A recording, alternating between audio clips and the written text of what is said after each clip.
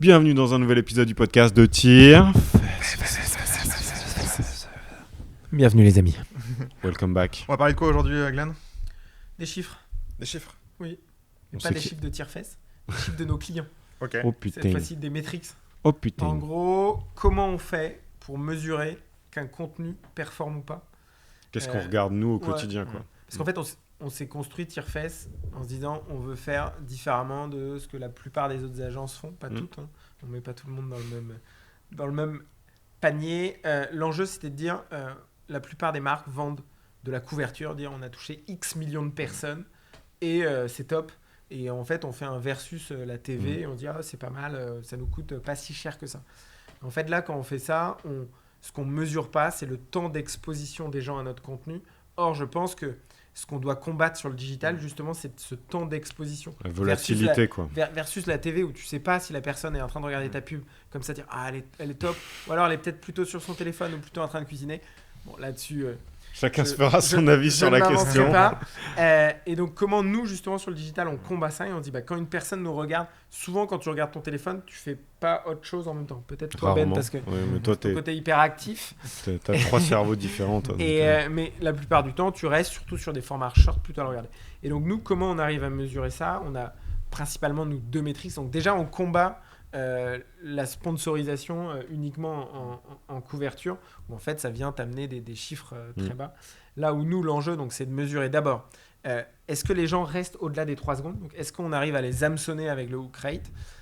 Donc ça, on a un enjeu. En moyenne, aujourd'hui, les vidéos... toutes les vidéos confondues, le bench, c'est autour de 25-30%.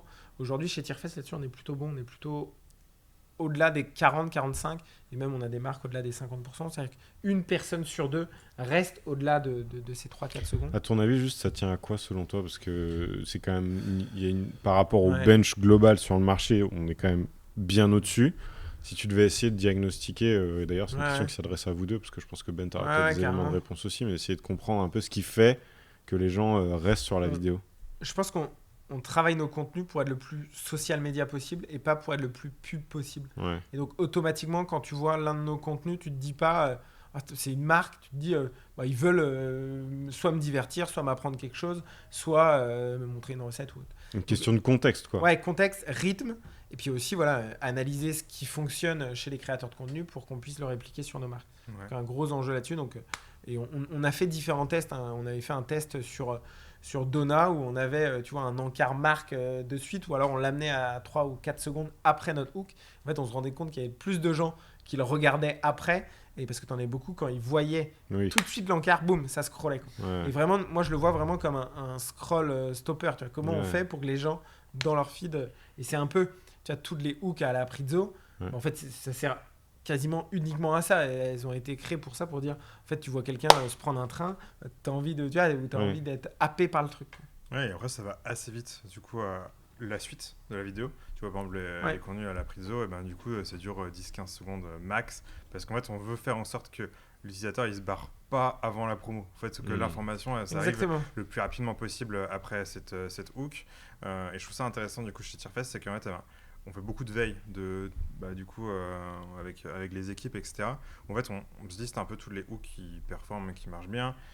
Et derrière, en fait, on se rend compte que c'est toujours un peu la même recette. C'est comment tu fais pour réussir à changer par rapport aux deux autres au contenu qui est avant et celui d'après, pour réussir à accrocher les gens et faire en sorte que la personne se dise ah putain, ok. La dynamique dans l'image est aussi importante, tu vois, on le voit beaucoup, tu as les mouvements de caméra dès le départ, les choses qui font que c'est un peu moins, des fois peut-être statique.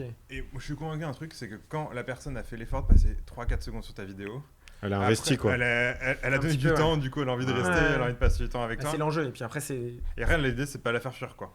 Exactement, et donc là c'est l'autre métrique qu'on mesure qui est le hold rate, donc notre taux de complétion vraiment à 100%, ce qui nous permet de se dire si on arrive à 100% sur une vidéo d'une minute, c'est que, c'est que la vidéo était bien montée, et tu pourras parler après du cheminement, comment on essaye de les amener. Et donc ça c'est quelque chose sur lequel on est, sur le hook rate je pense qu'on a craqué le truc, sur le hold rate on est encore sur un vrai working progress, c'est-à-dire comment on fait pour structurer nos vidéos pour que ça intéresse vraiment les gens, on en parlait juste avant, mais comment dès le départ tu comprends ce qu'on va t'amener et peut-être sur lequel aussi tu poses une question où tu réponds pas tout de suite, sur lequel après tu apportes la réponse, qui sont des mécaniques qu'on voit régulièrement dans lesquelles on se fait avoir. et qui soit vrai sur de la recette, sur un contenu pédagogique ou divertissement, sur lequel c'est pas juste différents gags qui vont venir se succéder. C'est un élément précis qu'on va amener. Et des fois, ça force aussi à écrire et aussi des fois à choisir. Là où des fois, quand on fait un contenu, on a envie de tout mettre parce qu'on trouve on est tellement drôle qu'on a envie de tout mettre. et sauf que des fois, il faut faire un choix et il faut, je pense aussi dans ces éléments-là, mettre le moins d'affect possible et vraiment se dire, attends, si moi je suis sur mon téléphone, est-ce que je vais décrocher ou pas Pas, ah si, je trouve ça cool parce que c'est mon idée. Non, est-ce que ça va décrocher ou pas? Et là-dessus, je pense qu'il y a, tu l'as mentionné rapidement tout à l'heure, mais sur l'écriture de la vidéo, je pense que l'écueil dans lequel il faut éviter de tomber, qui est, je pense, un truc auquel se sont raccrochés beaucoup de gens, et c'est, à mon sens, une tendance qui est en train de gentiment s'éteindre, c'était un peu le sur-editing, quoi. Tu vois, t'as un truc, limite presque, t'as des éléments qui arrivent de partout, t'es à deux doigts de frôler la crise d'épilepsie, mais en fait, t'as une espèce de surstimulation qui fait que les gens restaient collés pendant un temps. Ça a marché, tu vois, il se passe des trucs, il se passe des trucs, genre en mode shot de dopamine constamment. Oui. Sauf que ça, je pense qu'il y a y avoir été trop exposé, on est là, doucement, tu vois. Mais par contre, ça remet au cœur du truc, ça remet au cœur de la réflexion l'écriture, quoi. C'est-à-dire que si tu peux pas accrocher les gens via la stimulation visuelle, entre guillemets, le fait qu'il se passe plein de trucs à l'image, il faut que tu arrives à leur donner une autre raison de rester, quoi. C'est comme à un moment, tu avais cette trend pas mal sur TikTok de split screen où tu avais un truc en haut ou en bas de l'écran et en dessous, tu avais un truc avec rien à voir, mais tu sais, un truc très hypnotique, quoi, où hyper satisfaisant et t'étais presque hypnotisé, quoi. Qui, pareil, est un peu morte, j'ai l'impression. En fait, elle existe toujours sur les YouTube Shorts, etc. Avec des créateurs de contenu. Mais en vrai, elle a jamais pris vraiment de fou sur... L'intérêt reste... En fait, c'est juste, c'est plus des mécaniques.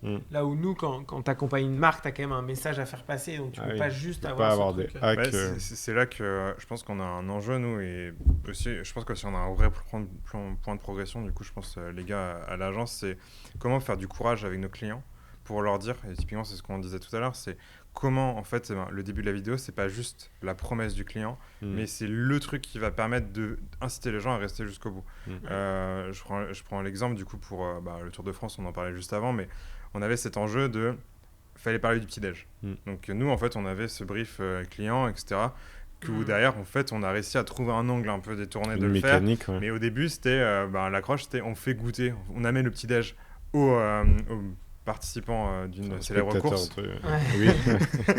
Et derrière, du coup, de quelle manière, en fait, on aurait dû nous switcher et trouver une hook peut-être différente qui, du coup, amenait plus une construction, quelque chose qui se passe. Qu'est-ce qu'on va faire et surtout, c'est pas juste qu'est-ce qu'on va faire, mais c'est quoi l'intérêt pour la personne qui va regarder. Et donc, peut-être là aussi, avoir des hooks un peu différentes sur il vient de se passer une dinguerie, t'es pas prêt. Et tu vas avoir. Et même souvent, tu vois, un truc qui marche assez bien aussi, c'est s'il y a eu un événement marquant dans l'histoire que tu racontes, tu le mets au début. Et en fait, après, tu rembobines. C'est-à-dire que tu casses la progression linéaire. Tu vois, c'est pas début, milieu, fin. C'est aussi bien, je prends un truc de la fin que je mets au début et après, je vais t'expliquer comment on en est arrivé là. C'était la construction de Monk. Exactement.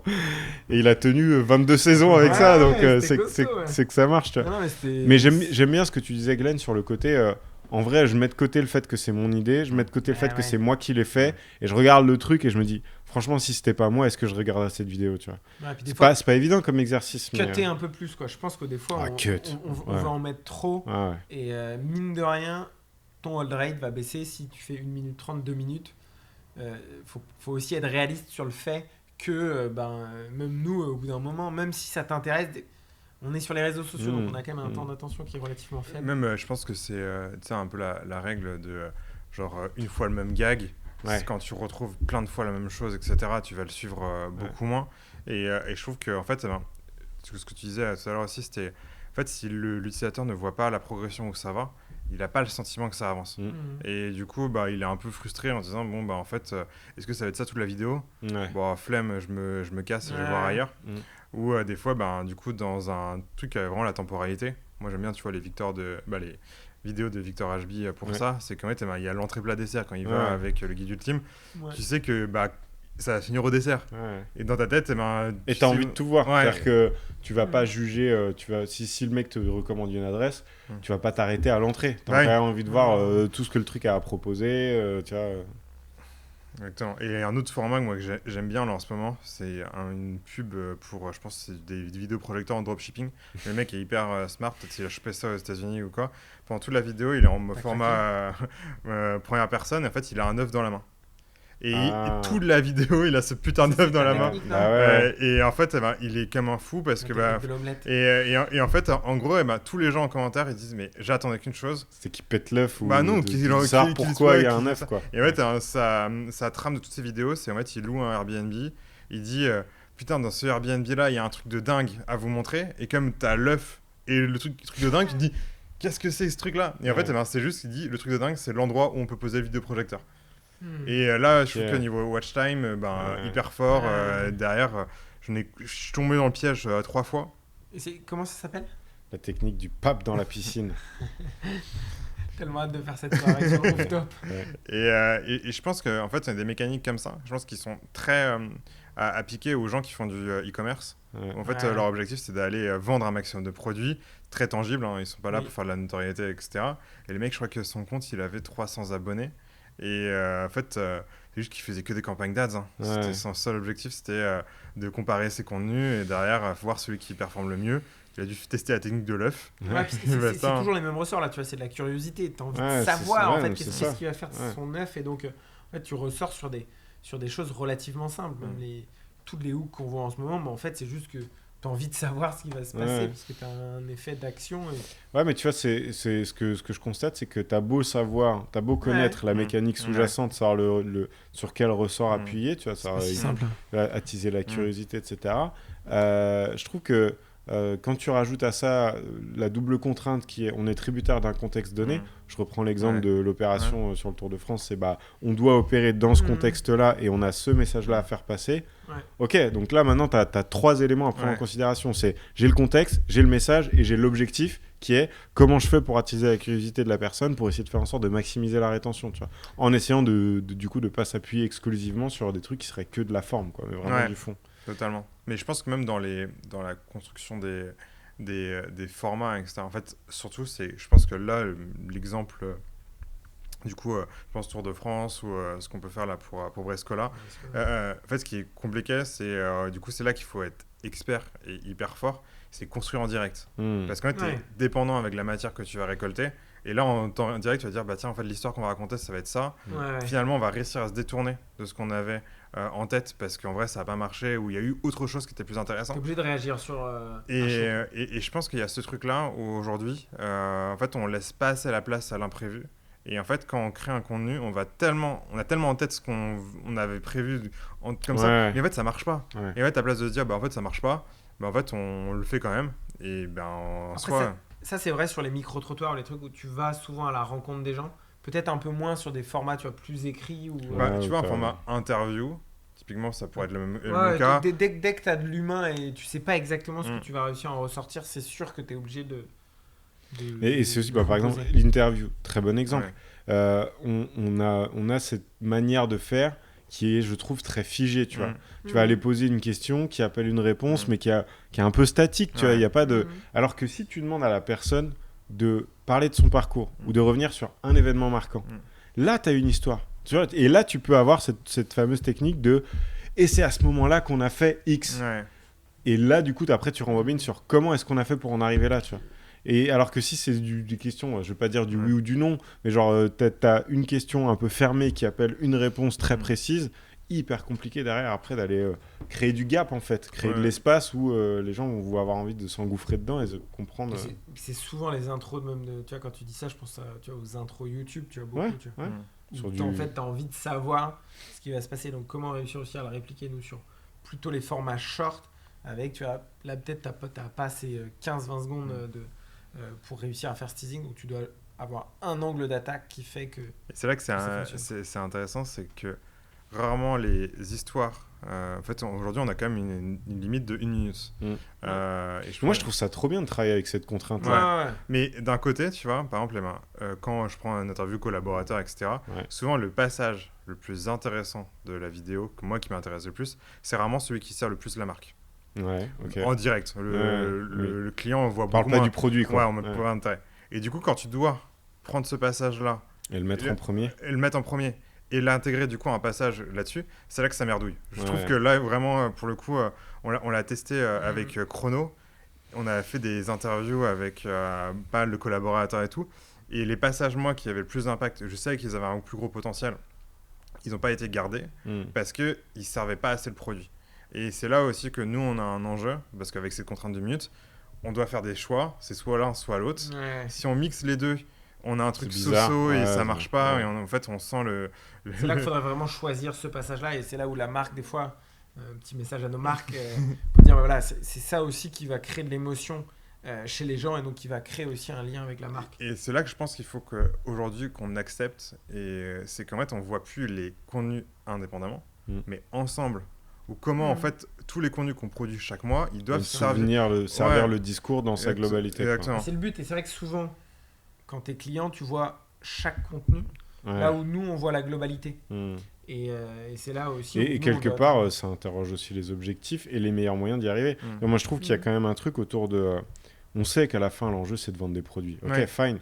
Mais est-ce que le fait de le placarder partout et d'en parler constamment, c'est le meilleur moyen de le vendre ? Ça mérite de se questionner, tu vois. Souvent, on peut prendre la comparaison avec tu parles avec quelqu'un qui parle que de lui, qui parle tout le temps, tu ne te laisses pas on ne place parler. Pas une. En fait, c'est pas quelqu'un avec qui tu as envie de passer du temps. Et donc, c'est là aussi où les marques, des fois, sont un peu ces personnes chiantes qui parlent que d'elles. Et du coup, je pense que lié à ça, et je pense que c'est un autre truc qu'on a en difficulté chez nous, c'est que en fait, on se construit beaucoup sur des process de façon de faire, et que là, en fait, amener ça, et je pense qu'il faut qu'on l'amène, et je pense qu'il faut qu'on sorte de là en disant comment on fait pour l'intégrer chez Tierfest, absolument sur des formats prioritaires, et en disant, en expliquant aux gens comment c'est, comment du coup on en fait une priorité, et en disant aux gens, voilà, sans ça, vous ne pouvez pas assurer la qualité de format, etc.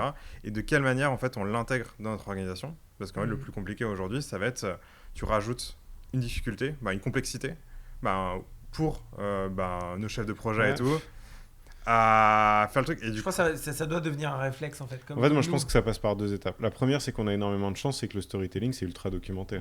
En vrai, des formules, il y en a plein qui ont fait leurs preuves. Tu prends le monomythe du héros, des manières de structurer le récit pour amener tout ce qu'on évoquait là, créer de la curiosité, un sentiment de progression, etc. T'en as plein. Par contre, la complexité, c'est d'être en mesure de les mettre en pratique dans un contexte donné. On en revient à ce qu'on disait tout à l'heure, le contexte, le message et comment on va utiliser le truc. Avec le cadre, des fois, qu'on va peut-être être obligé de bouger. Moi, je pense que c'est plutôt l'évolution client. Nous, en interne, ça va aller vite. Moi, je pense que avant que ça, pour revenir juste à nos équipes de minutes, avant que ça devienne intuitif, ça va passer par une mise en pratique très... c'est une formule, quoi. T'as des ingrédients. Si t'as pas ces ingrédients-là, tu peux pas raconter une bonne histoire. Donc, comment tu fais en sorte sur ta feuille de route de te dire il faut que j'ai mon introduction, il faut que j'ai ma présentation du personnage, il faut que j'ai X, il faut que j'ai Y, il faut que j'ai l'appel à l'action, il faut que j'ai machin. Et en fait, que ce soit presque une checklist et que tu te dises je vais cocher cette checklist-là. Après, c'est sûr qu'il y aura des approximations au départ sur le discours. Tu vois, c'est ok, je sais que je dois avoir un plan où telle personne, elle parle de ça. Après, comment elle en parle ? Au début, ce sera un peu approximatif. Est-ce que les gens seront en mesure d'identifier dès le départ que non, ça, il aurait fallu le re-shooter parce que c'est pas assez percutant, on a 60 secondes pour faire passer le message. Donc en fait, ce qu'elle dit en 3 phrases, elle doit le dire en 1 phrase. Ça viendra avec l'expérience.